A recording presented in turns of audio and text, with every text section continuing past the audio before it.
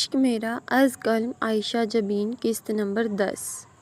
وہ لوگ ایک ساتھ ناشتے کے لیے آئے تھے۔ سدرا اور نور نے پینٹ کے ساتھ شارٹ فراک اور جبکہ سہرش نے پینٹ کے ساتھ شارٹ شرٹ پہنی ہوئی تھی اور صدف نے ٹی شرٹ اور جینز۔ وہ سب آ کر بیٹھ گئے تھے۔ حیدر نے سہرش کو دیکھ کر سیٹی بجانے کے انداز میں لب گول کیے تھے۔ علی نے سب کو دیکھ کر نور سے ہادیہ کا پوچھا، علی بھائی وہ آ رہی ہے، روم لاک کر رہی تھی۔ نور سدرا کو فون پر کچھ دکھاتے ہوئے بولی، اوکے میں دیکھتا ہوں۔ اس میں وہ کھڑا ہوا تو عبداللہ نے حیدر کو کوہنی مار کر اپنی طرف متوجہ کیا۔ اوئے وہ دیکھ ذرا ادھر، عبداللہ بولا۔ کیا ہے، کیا مصیبت ہے تجھے؟ خود کو تو کوئی منہ نہیں لگاتا، دوسروں کا بھی بھلا نہ ہونے دینا تو حیدر۔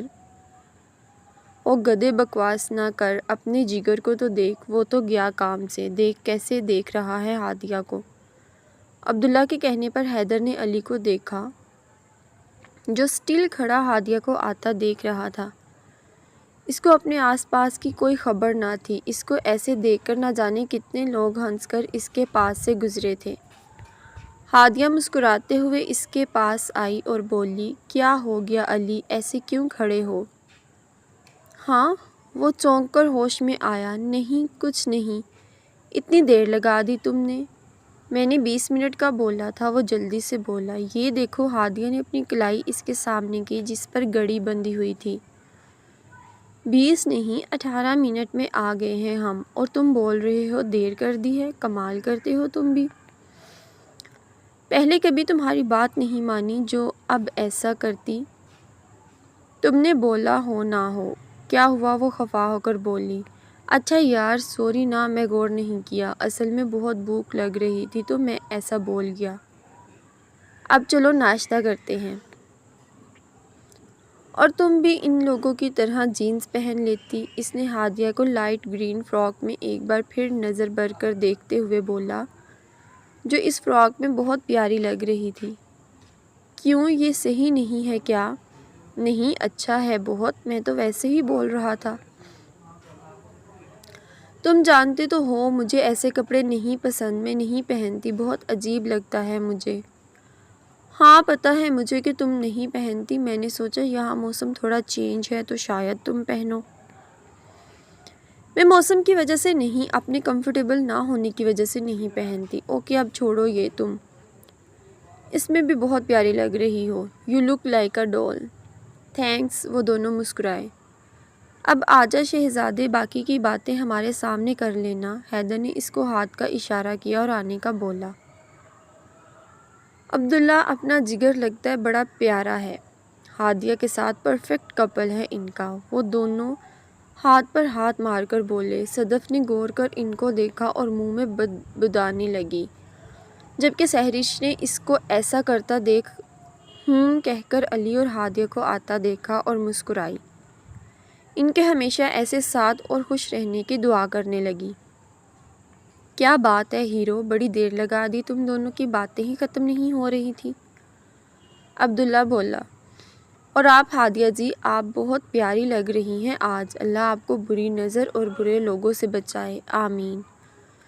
شکریہ عبداللہ آپ کا، وہ آہستہ سے بولی۔ ہاں بھی میں بھی یہی بولوں گا، اللہ آپ کو شر شیطان سے محفوظ رکھے۔ وہ صدف کو دیکھ کر بولا تو عبداللہ کانوں کو ہاتھ لگانے لگا۔ سدرا، نور اور سہرش نے اس کو باری باری گلے لگایا تو سب بیٹھ گئے، جبکہ علی نے زیر لب ماشاءاللہ بولا اور کچھ پڑھ کر ہادیہ کی جانب پھونکا۔ پھر سب ناشتہ کرنے لگ گئے۔ ہادیہ بات سنو میری، وہ اپنے روم میں گنگناتی ہوئی جا رہی تھی جب علی نے اس کو آواز دی۔ تم اس وقت یہاں کیا کر رہے ہو علی؟ وہ اس کا ہاتھ پکڑ کر جلدی سے اس کو اپنے روم میں لائی اور اس کو اندر کر کے دروازہ بند کر کے سانس لینے لگی۔ اب بولو تم اس وقت کیوں آئے ہو یہاں؟ اگر کسی نے دیکھ لیا تو پتہ ہے کیا ہوگا؟ کیوں، ایسا کیا ہو گیا جو میں یہاں نہیں آ سکتا؟ اور وقت کو کیا ہوا ہے؟ میں تو اس سے بھی دیر سے آیا ہوں اکثر، اب میرے سینگ نکل آئے ہیں کیا جو میں یہاں نہیں آ سکتا؟ وہ بیڈ پر ترچھا لیٹ کر بولا اور اپنے موبائل کو ہاتھ میں گھمانے لگا۔ سچ میں تم کچھ نہیں جانتے یا ایسے ایکٹ کر رہے ہو میرے سامنے؟ وہ بولی۔ کیا نہیں جانتا میں اور ایکٹ کر رہا ہوں میں؟ سیدھی بات کرو، پہیلی کیوں بجھا رہی ہو تم نہیں جانتے آج آنی اور انکل آئے تھے ہمارے گھر؟ لو، وہ کون سا پہلی بار آئے ہیں جو تم ایسے بول رہی ہو؟ وہ ہر 10-15 دن کے بعد آتے ہیں۔ امی کو اپنی بہن یاد آتی ہیں اور ابو کو اپنی جگری یار۔ اب اس نے موبائل ایک طرف رکھا اور کشن لے کر اس کو گود میں رکھ کر بیٹھ گیا۔ تم یوں کیوں کھڑی ہو؟ کوئی سزا ملی ہوئی ہے تمہیں؟ تم ادھر بیٹھو، میں تم سے ایک ضروری بات کرنے آیا تھا اور تم نے اپنی آنی اور انکل نامہ کھول دیا، میری بات تو رہ گئی بیچ میں۔ وہ پھر سے لیٹ گیا اور کشن کو اب دونوں ہاتھوں سے گھمانے لگا۔ تم سچ میں نہیں جانتے وہ آج کیوں آئے تھے؟ وہ اس کو مشکوک نظروں سے دیکھتے ہوئے بولی۔ ابے یار، مجھے کیا پتا، یہ تمہارے انکل اور آنی ہر کام مجھ سے پوچھ کر تھوڑی کرتے ہیں، وہاں بھی جاتے ہیں مجھے بتا کر تھوڑی جاتے ہیں۔ اب ایسا کیا ہو گیا ہے کہ تمہاری سوئی اپنے پیارے انکل آنی سے ہٹ ہی نہیں رہی؟ بتاؤ کیوں آئے تھے تم؟ اپنی بات کر لو پہلے، میں بتاتا ہوں اپنی بات۔ نہیں بولو تم، کیا بات ہے؟ میں پھر بتاتی ہوں۔